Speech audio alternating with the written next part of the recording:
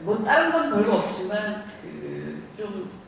어렸을 때 엄마한테 굉장히 많이 혼이 났는데 고집이 굉장히 셌어요. 그러니까 예를 들면 왜 청개구리처럼 엄마가 이렇게 가라 그러면 골로 안 갖고 이렇게 가서 속을 끓이게 하는 사람 있잖아요. 그래서 좀 영화 제작을 하는 데서 저 나름대로의 어떤 가치관이나 기준은 뭐냐면 남들이 가지 않는 길을 가야지 기회가 온다. 항상 그런 생각을 하고 있어요. 그러니까 예를 들면 뭐 누가 어떤 유명한 장르 로맨틱 코미디를 만들었는데 그게 성공하니까 그 길을 따라가다 보면 관객들은 이미 식상하고 그것은 아류가 되어버리잖아요. 저는 두 번째, 세 번째가 되는 순간 신선함도 떨어지고 또 어떤 관객들로부터 선택당하는 데 있어서 후순위를 밀린다고 저는 생각을 하고 있어요. 그래서 항상 새로운 것, 남들이 하지 않는 것, 가지 않는 길에 도전했을 때 훨씬 큰 기회가 온다라는 것이 저 나름대로 어떤 영화 제작을 하는데 철학이고 가치 기준입니다.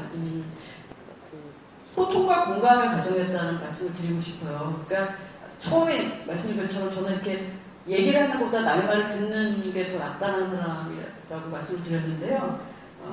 영화를 만드는 거는 한 사람이 뛰어난 재능도 중요하지만 결국에 그 각각의 재능과 열의 이런 것들을 이렇게 모아서 다 이렇게 시너지를 내는 거거든요. 그러기 위해서는 제작자는 특히나 제가 창작자는 아니니까 어떻게 보면 창작자와 어떤 자본과 어떤 기술과 이런 것들의 거각근 역할을 하는 거예요. 패키징을 하는 거죠. 그러기 위해서는 이 창작 능력이 있는 사람의 어떤 재능을 또 파악하고 또 어떤 기술을 책임질 사람의 또 능력을 판단하고 또 뭐 어떤 이 영화의 주제를 잘 구현해줄 수 있는 어떤 그 감독의 세계관이나 가치관이나 인간성이나 이런 것들을 파악하는 그런 능력이 굉장히 중요해요.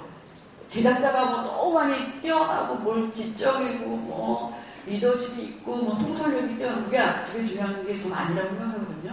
그런 면에서 그 사람들의 그런 재능과 그 다음에 최대한의 열의와 노력들을 뽑아내기 위해서는 그 사람의 마음을 이해하는 것, 상대방의 마음을 이해하는 것, 감정을 파악하는 것, 그것이 저는 공감 능력이라고 생각하는데요.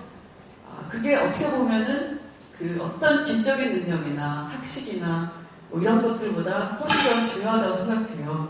상대방을 관찰하려고 노력하면 돼요. 어떤 사람들 보면 이렇게 자기 얘기를 막 하는데 자기 얘기를 듣는 그 사람이 지금 어떤 상태인지 안 보는 사람이 있거든요. 그러면 약간 외향적인 성격 중에 그런 분들이 있는데 그런 것보다는 눈치를 보라는 게 아니라 자기 앞에 있는 사람, 또 자기 주위에 있는 것들을 굉장히 이렇게 세심하게 관찰하고 호기심 어린 눈으로 바라보는 것, 그렇게 되면 상대적으로 공감하는 능력들이 계속 이렇게 좀 올라갈 수 있는 거고요.